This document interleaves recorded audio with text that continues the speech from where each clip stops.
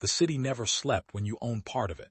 Kang Ji-hoon stood at the floor-to-ceiling windows of the 42nd floor, his reflection ghosted in the glass against the Seoul skyline. It was 11:14 at night. The boardroom behind him was empty, had been for 3 hours, but he hadn't moved because there was nowhere to move to that felt different. His penthouse was another view. His car was another silence. Work was the only environment in which his body had ever known what to do. He loosened his tie. On the table behind him lay a proposal for a mixed-use development in Mapogu, 340 units, glass tower, rooftop amenity deck, retail on the ground floor. The kind of project that generated headlines and quarterly returns and photographs of him in the Financial Times looking exactly as serious as people expected a 34-year-old billionaire to look. He'd approved it 6 weeks ago. Hadn't thought about it since. His phone buzzed. He expected his assistant. He expected a number, a figure, something that required a decision. It was Park Sung-yi. His grandfather's driver, he answered. The voice on the other end said 3 words, Haraboji, Jijeom, Byungwon, and Ji-hoon was already moving. Asan Medical Center at midnight was a different country. Ji-hoon had been in enough boardrooms to understand power, who held it, who wanted it, how it moved between people like currency. But hospitals had no interest in power. The fluorescent lights didn't adjust for him. The elevator didn't arrive faster. He walked past a man crying in a plastic chair, and a nurse eating instant noodles from a vending machine cup, and a child asleep with her shoes still on, and none of them looked up. He was too late by 11 minutes. Kang Byung-soo was 81 years old and had built everything Ji-hoon would inherit from a single steel factory in Incheon. He had survived a war, 2 recessions, a hostile takeover attempt in 1998, and 40 years of cigarettes. He did not survive the Tuesday night he finally let himself rest. Ji-hoon sat beside the bed for a long time after the nurses left. He didn't cry. He wasn't sure if that was a flaw or simply a fact about him, and for the first time in years, he had no meeting to go to that would prevent him from finding out. The reading of the will took place on a Thursday, in a law office in Gangnam with marble floors and oil paintings of mountains. Ji-hoon arrived precisely on time. His uncle D1 arrived 4 minutes later and did not apologize for it. Their relationship was a negotiation conducted entirely through punctuality. The lawyer, a quiet man named Kim, read the document in a voice designed to communicate that he was simply the messenger and bore no personal responsibility for any of it. Kang Group. All assets, all holdings, all controlling shares, to Kang Ji-hoon, youngest grandson and current acting CEO, conditional upon the fulfillment of a single provision. Ji-hoon's uncle shifted in his chair. The provision was as follows. For 30 consecutive days beginning no later than 1 week from the date of this reading, Kang Ji-hoon would carry no company-issued resources, no personal credit cards, and no identification linking him to the Kang name. He would receive a weekly living allowance in cash, the amount equivalent to an entry-level monthly salary divided across 4 weeks. He would secure employment independently and reside in ordinary accommodations. He would not call upon any associate, employee, or contact who held prior knowledge of his identity for assistance or advantage of any kind. He would not reveal who he was to anyone he met during this period. Failure to complete any element of the provision would result in full controlling interest of Kang Group passing to the board of directors. The room was silent for a moment that felt architecturally long. "This is insane," his uncle said. Ji-hoon was reading the page again, as if reading it a second time might reveal a footnote that made it ordinary. There was no footnote. Attached to the will was a letter handwritten, the grandfather's penmanship compressed and deliberate and unmistakably his. Ji-hoon. You know how to run a company. I watched you do it. You are extraordinary at the work. What I do not know, what I could not teach you because I was too busy teaching you the work, is whether you know how to understand people who have nothing to offer you. Money can buy loyalty. I have bought a great deal of it. Kindness cannot be purchased. It can only be practiced. 30 days, learn it, or lose everything. Either way, you will have learned something. I love you. Haraboji. Ji-hoon folded the letter. He put it in his jacket pocket, against his chest, and did not take it out for the rest of the meeting. 1 week later, on a gray Tuesday morning, a man in the wrong shoes stood at the entrance to Mapo-gu subway station looking at the fare machine as though it had personally offended him. He was wearing dark jeans and a plain white shirt, civilian clothes. His assistant had called them, while helping him pack the single duffel bag that now hung from his shoulder. He had a transit card in one hand and a small printed map in the other because his usual phone had been surrendered, and the replacement was a model 3 years behind anything he'd used in the past decade. He didn't know which exit. There were 8 exits. A grandmother with a cart full of vegetables pushed past him without ceremony. He followed her. Exit 4. It was the wrong one.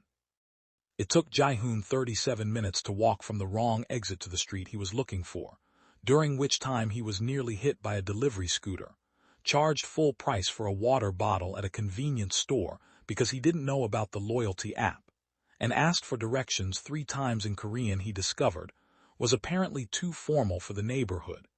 Each person he asked blinking at him with a particular expression that said, "You're not from here. Are you?" He was not from here. He owned several buildings in this postal code. He had been until last week the chairman, CEO, and primary face of a corporation that was, depending on which magazine you believed, either Korea's 3rd or 4th largest conglomerate. He had eaten dinner with 2 presidents. He had given a keynote address in Davos. He could not find the pharmacy. He found it eventually, on the corner of a narrow lane that smelled of sesame oil and something frying and someone else's laundry. There was a hardware store 3 doors down with a small sign in the window, handwritten on pale yellow paper, "Help wanted. Willing to train. Ask inside." He stared at the sign for a moment. A woman was standing outside the hardware store, which was unusual because she appeared to be having an extremely passionate argument with someone on her phone, while simultaneously gesturing at the glass tower across the street. The one that caught the morning light in the way that the architect had specifically engineered it to do, a detail Ji-hoon had approved at a design meeting 18 months ago. No, I'm telling you, that building is the problem. You know how much shadow it throws on this entire block between 10 and 2. The community garden next to it gets maybe 90 minutes of direct sunlight, and they're trying to grow tomatoes. Tomatoes, Marcus. It's all glass and no thought, and whoever signed off on it clearly never spent 5 minutes in this neighborhood. She turned slightly, noticing him. Hold on. She pulled the phone from her ear and looked at him. She had a canvas tote over one shoulder, dried paint on her left forearm in 3 different colors, and the particular expression of someone who had very little patience for being in someone's way and equally little patience for being made to feel like she was. "You need to get in," she asked. "Yes," he said. "Move in a second, I'm on a call." "I know," he said. "Take your time." She studied him for half a second, the wrong shoes, the too stiff posture, the duffel bag, and then she moved aside and went back to her phone. Ji-hoon looked at the handwritten sign. He looked at the glass tower across the street. He pushed open the door. "Welcome to Castor Scene's Loves. I promise you're going to love where this story is going. But before then, please like, subscribe, and comment where you're watching us from. Now let's continue." The hardware store was called Shin's. It had been there, according to a framed photograph near the register, since 1987.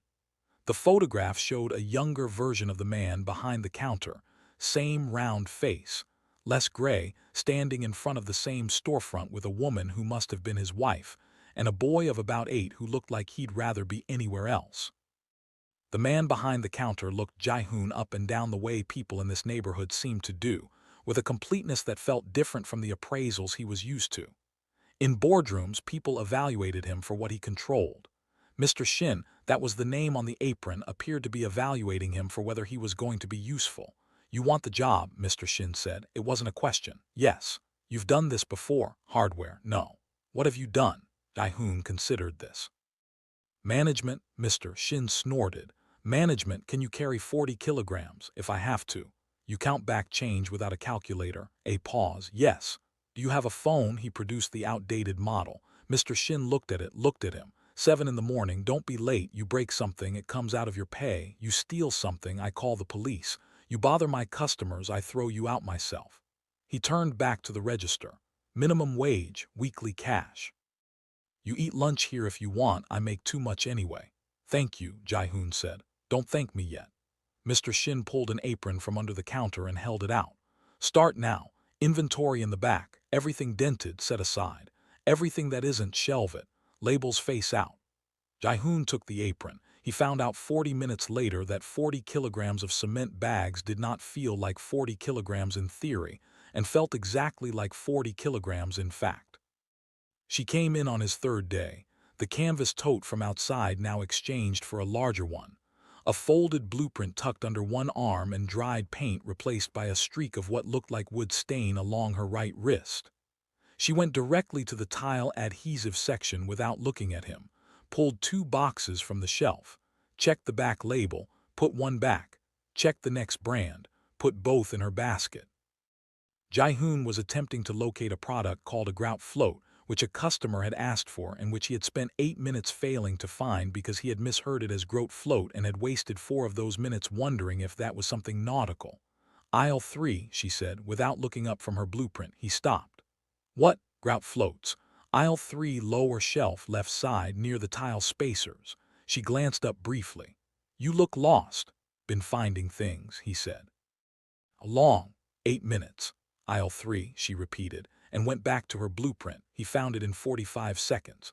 When he passed her again on the way back to the customer, she didn't look up, but the corner of her mouth moved in a way that was possibly a smile, and possibly just an acknowledgement that she'd been right. Her name was Amara. He learned this from Mr. Shin, who called her by name when she came to the counter, and who spoke to her with the ease of someone who had sold her materials for months. Community center, Mr. Shin asked, looking at her receipt. Finishing the main room this week. Then the kitchen wall, then I need to figure out the flooring situation. She sighed in the specific way people sigh when the flooring situation is genuinely complicated. The subfloor is uneven and I'm not paying anyone to relay it. I'll figure it out. You'll figure it out, Mr. Shin agreed, as though this was established fact. I always do.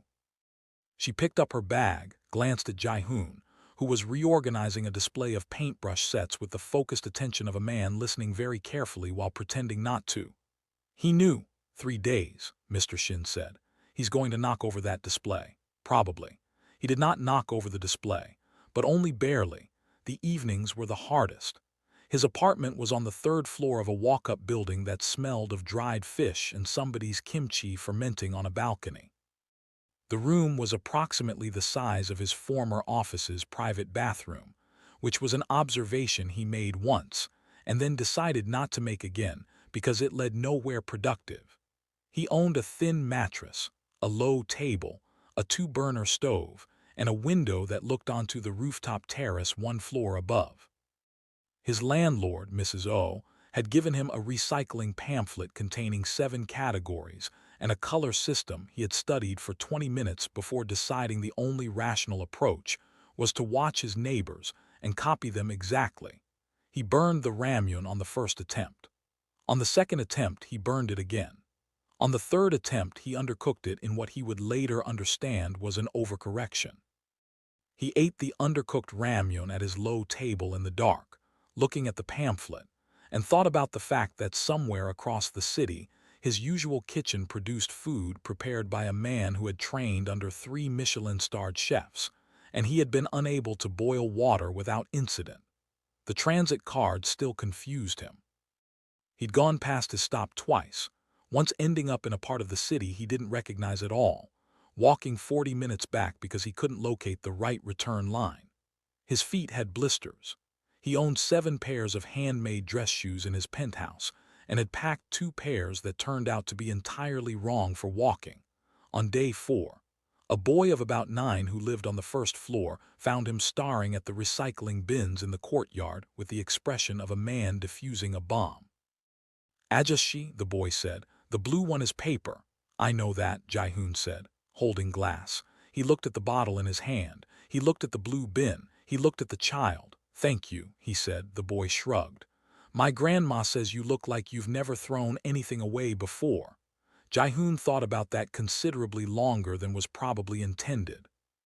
On day 6, he came back from his lunch break, A triangle kimbap from the convenience store, eaten standing outside because he hadn't yet figured out the etiquette of eating inside, to find Amara in the store having what appeared to be a genuine argument with a bag of grout. Mr. Shin had stepped out.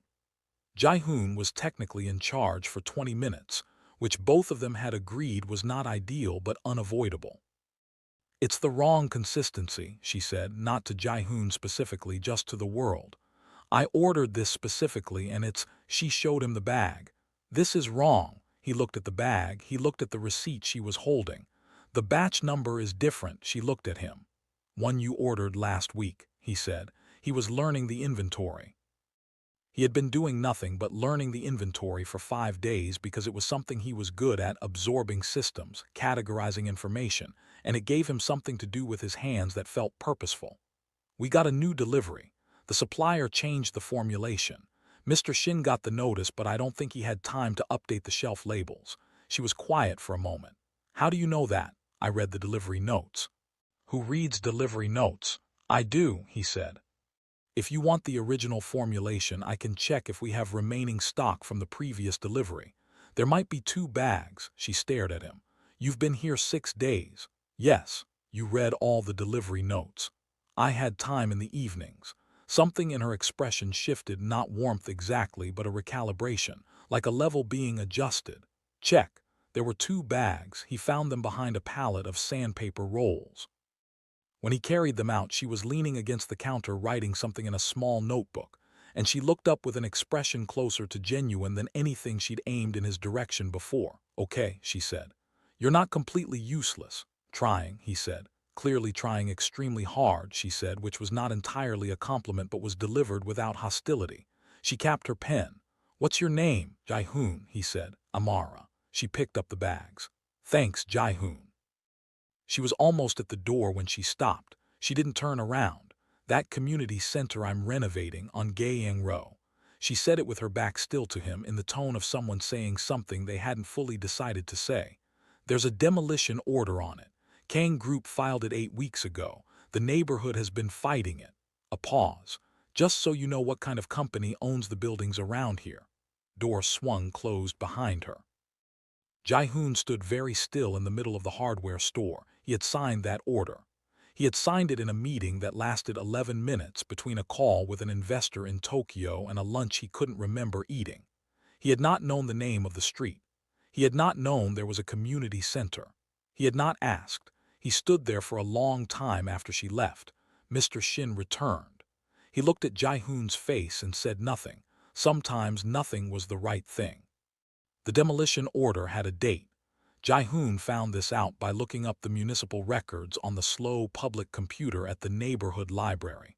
A fact that would have struck him as extraordinary 3 weeks ago, and now felt like simply the thing you did when you needed information you couldn't access any other way. Day 42. The notice had been filed 42 days before his grandfather died, processed while Ji-hoon was still operating from the 42nd floor, making decisions that moved through the machinery of Kang Group like water through pipes, arriving at addresses he had never visited and altering the lives of people whose names he had never learned. 42 days ago, he could have stopped it with a phone call. Now he couldn't make that call without forfeiting the company. The board would proceed. He knew how they worked. He had assembled most of them himself, and without his direct authority active, they would proceed. The building Amara was restoring would be empty for a week, and then it would be gone, and in its place would be another tower of glass and no thought. He returned to the hardware store and reorganized the entire fastener section, which Mr. Shin had been meaning to do for months. She found him there the following Saturday, on his knees with a tray of sorted screws when she came in to collect tiles she'd ordered. "Categorizing screws," she said, "by head type and then by diameter. That's somehow worse." She crouched beside him, which surprised him. She picked up a self-tapping screw and held it to the light. "What are you doing here, Ji-hoon?" He looked at her. "Working." "I mean here." She gestured, not at the store but at the general geography of a life he clearly didn't belong to. "You're not from this neighborhood. You hold a transit card like it's a concept you're intellectually familiar with. You ironed your work apron." It seemed respectful. Nobody irons aprons. "I know that now." She sat down on the floor beside him, which was not a thing he'd expected, and looked at the rows of sorted screws. "You having a bad year?" "Yes," he said, which was true in ways he couldn't explain. "Me too." She picked up a screw, set it back. "I had a project in Chicago. A community arts center. I designed everything from the structural consultation to the paint colors to the garden layout. 2 years of work. A developer bought the building before it could open, took the design and brought in their own firm, and I got a cease and desist instead of a credit." She said it evenly, the way people say things they've processed past the point of tears into something harder and quieter. "So I came here. Because I thought new city, no one's heard of me, no one's competing with me, I can just build things people actually need." He was very careful not to move. "Community center on Gayeng Row," he said quietly. "Community center on Gayeng Row." She looked at the tiles she'd come to collect. "It's mine this time. I know the building doesn't technically belong to me, but the work does, and if it gets torn down, She stopped. "I'll be fine. I've been fine before." "What if it doesn't get torn down?" She looked at him sideways. "Are you in charge of Kang Group's demolition schedule?" "No," he said. "Technically true, currently." "Then it gets torn down." She stood, dusted her hands on her jeans. "Come help me carry tiles. You look like you need a project." He became someone different in the weeks that followed, and the strange part was that he didn't notice the change until it had already happened. He became the person who arrived at the community center on Saturdays, and then Sundays too, hauling paint and following Amara's directions with a precision that she found either impressive or concerning. She hadn't decided. He learned to cut tile correctly on the third attempt. He learned which elderly neighbor, a man named Mr. Park who sat outside the corner shop every afternoon, made the best roasted chestnuts, and was also a former civil engineer with extremely strong opinions about load-bearing walls that were entirely correct. The children from the building next door started showing up when school ended, and Ji-hoon began giving them small tasks, measuring, mixing, carrying, because they wanted to help and because he'd realized, somewhere in these weeks, that the desire to be useful was not as simple a thing as he'd always assumed. He hadn't always wanted to be useful. He'd wanted to be necessary, which was different. Amara made him explain the difference one evening when she caught him standing in the half-finished community room staring at nothing. "Useful means someone benefits," he said. "Necessary means you can't be replaced. Which did you used to care about?" He didn't answer. She let him not answer, which was one of the things he'd noticed about her. She knew when a silence was a door and when it was a wall, and she didn't knock on walls. "Like this better," he said finally. "Being useful." She looked at him for a long moment in the dusty afternoon light of the community room, paint in her hair and the particular exhaustion of someone who had done a full day's work she'd chosen herself, and something in her expression was careful and interested at the same time. "Not as hopeless as you seemed," she said. "You already said I wasn't useless. That was 2 weeks ago. I'm revising upward." She went back to painting. "Don't let it go to your head." The last subway from that part of the city ran at 11:38, and they missed it. The way you miss things when you've been laughing for an hour and didn't look at the time. They were at a pajangmatcha near the community center, canvas tent, plastic stools, a woman grilling tteokbokki that steamed into the cold air, and Amara had been explaining the mathematical injustice of uneven subfloors, and Ji-hoon had laughed genuinely for what felt like the first time in a very long time. And then they looked at the time and it was 11:52. They walked. It was 40 minutes. The city was different at this hour, less performed. He had spent his entire adult life being driven through Seoul in cars with tinted windows, arriving at buildings where people straightened up when he entered, and he had never once walked through it at midnight in a borrowed jacket slightly too small for him. He found that he liked it.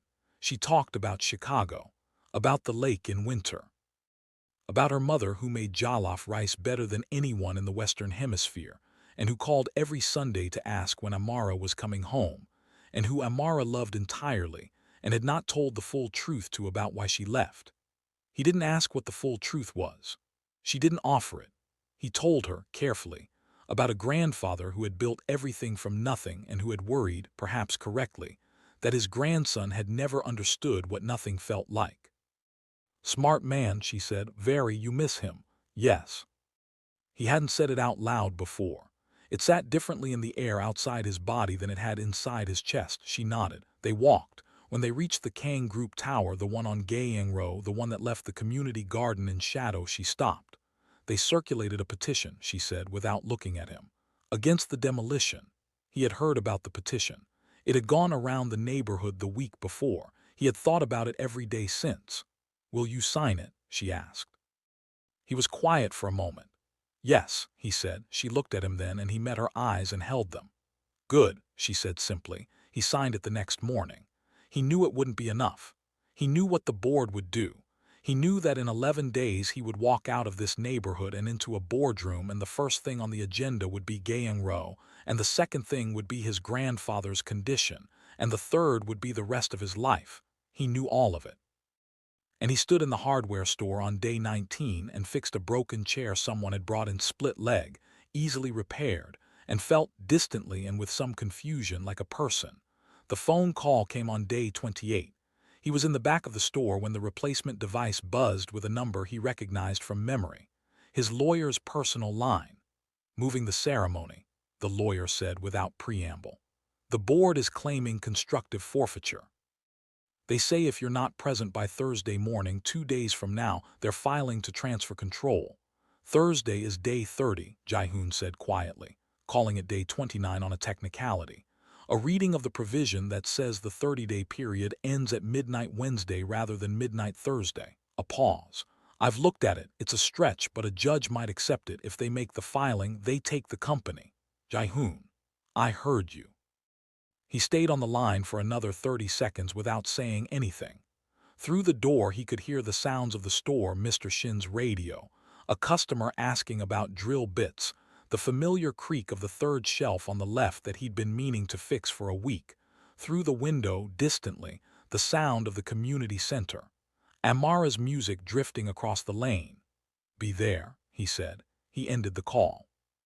He stood in the back room of a hardware store in Mapogu, and looked at the spare apron hanging on the peg on the wall, and felt the full weight of a life he hadn't chosen and a life he had, and the unbearable distance between them. He left before the city woke up, 4:40 in the morning. The walk-up was quiet, the stairwell lit by a single fluorescent tube that flickered near the bottom. He'd packed the duffel the night before, taken the apron off its peg and folded it on the table, and sat at the low window for a long time looking at the rooftop above him where Amara's lights were off and had been since 10. He wrote the note at the low table, which took him longer than he expected because he was trying to say something true without saying anything he wasn't yet allowed to say. He settled on 2 words and a line, thank you. Ji-hoon. He left it under her door. Then he walked out into the dark. The suit was waiting at a hotel near the office, arranged through his lawyer, retrieved without involving anyone who knew his location. He changed in the hotel room and looked at himself in the bathroom mirror. He looked like himself, the version he'd been before, the one that appeared in photographs and quarterly reports and on the glass doors of Kang Group's headquarters. He also looked, and this was new, like someone who had recently fixed a chair and missed a Subway and eaten convenience store kimbap standing on a pavement in the rain. He put on his jacket. He went downstairs. The car was waiting. The board gathered at 8:15. 22 people around a table that had been in the same room since 1994. Ji-hoon walked in at 8:14 and took his seat at the head, and the silence that filled the room when he entered was different from the silence they'd been keeping in his absence. This one had deference in it, which he noticed now in a way he wouldn't have before. His uncle sat 3 seats to the left. He did not look pleased. Ji-hoon spent the next 2 hours fulfilling his grandfather's condition in front of every camera in the building. He said what was required. He signed what was required. He accepted the declaration of full inheritance with the stillness of a man who had spent 30 days learning the distinction between composure and control and was not going to waste those lessons now. The board applauded. The cameras clicked. The lawyer shook his hand. At 10:48 he called his assistant. Gayeng Row, he said. The demolition order. Reverse it. A pause. The board approved that project, I'm aware. Reverse it. My authorization. Another pause. Yes, sir.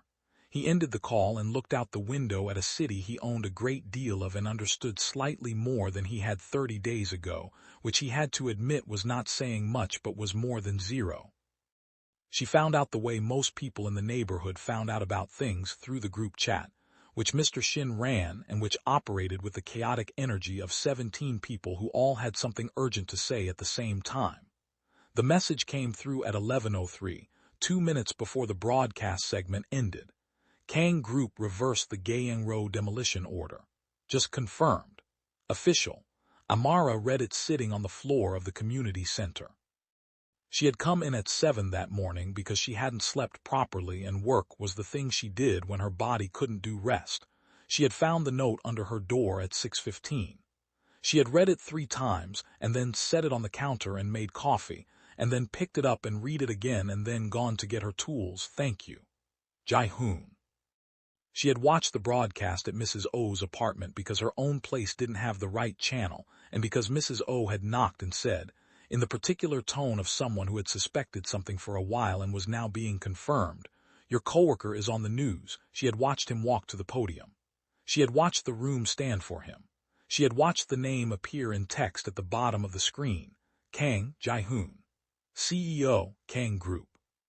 She had not dropped her coffee because she had already set it down. She had simply sat very still in Mrs. O's living room while the broadcast continued. Looking at a face she'd watched learn how to carry cement bags and read delivery notes and fix chairs, and sign a petition he clearly knew wasn't going to stop anything, and sign it anyway. She thought about Chicago.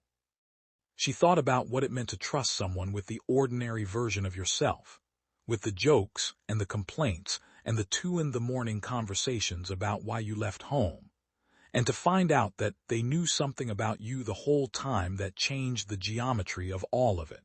She thought about the apron folded on the table. She went back to the community center and sanded the kitchen wall for 2 hours, which was a useful thing to do when you were too many things at once to be any single one of them clearly. The demolition reversal came through while she still had sandpaper in her hand. She stared at the message for a long time. Then she looked at the wall she'd been sanding, the wall she'd been sanding in a building she'd been restoring in a neighborhood that was going to stay whole, and she set the sandpaper down and sat on the floor and let herself feel all of it at once, which was the only honest way to feel something as complicated as this. She did not call him. She was not ready to call him, but she stayed. He kept the apartment. He had a conversation with himself, and then with his lawyer, and then with his assistant in which the words "this is not a security concern," and "I understand the optics and it's a personal decision" were exchanged in that order. And at the end of it, the tiny room on the 3rd floor of the walk-up in Mapogu remained rented in the name of a man who technically now owned the district's most expensive building and chose, every weekend, to return to the cheapest. Mr. Shin never asked about it. He just began leaving extra food when he cooked too much, which was every Sunday, and which Ji-hoon ate at the low table by his window, and which was very good. The children from the building next door learned his schedule and appeared regularly on Saturday mornings to show him things, a lizard they'd found, a drawing, a math problem they were annoyed about. He helped with the math problems. He was less useful with the lizard. He sat outside the corner shop with Mr. Park on Thursday evenings when the weather allowed. He learned 3 things about civil engineering that he hadn't known. He shared nothing about structural steel that he did know, because it wasn't relevant. He learned the recycling, all 7 categories. 4 months later, Amara Johnson walked into the 38th floor conference room of Kang Group headquarters for a 10 o'clock presentation. She walked in because she did not run from things anymore, and also because the project, a redesign of 3 Kang Group community-adjacent properties in Mapogu, was genuinely good work, and she was genuinely the right person for it. And she had spent long enough letting other people's choices determine the size of her ambitions. She had known he might be there. She had prepared herself for it. She had not been prepared for the way he stood when she walked in, and for the way the room followed him without him signaling it, and for the way he looked at her, not with the performance of authority or the performance of warmth, but with the plain, uncomplicated look of a man who was glad she was in the room and was not pretending to be anything else. "Everyone," Ji-hoon said, "I'd like you to meet the woman who taught me how to live, before she teaches us how to build." Executives adjusted in their seats and made the careful sounds of people who had not been given context and were deciding not to require it. Amara set her portfolio on the table. She looked at him. He looked at her. Nothing was settled, she knew that and he knew that, and the intelligence between them had always included a clear-eyed recognition of what wasn't simple. But she opened the portfolio, and she began.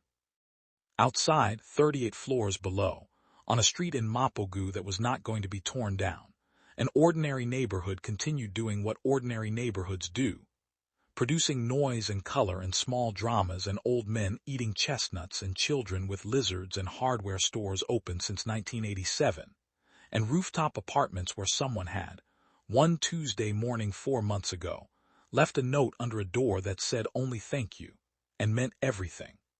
This is where this story ends. I hope you loved it. Please like and subscribe to Caster Scenes to enjoy more stories like this one. Also, don't forget to comment your thoughts on this story. See you on the next video.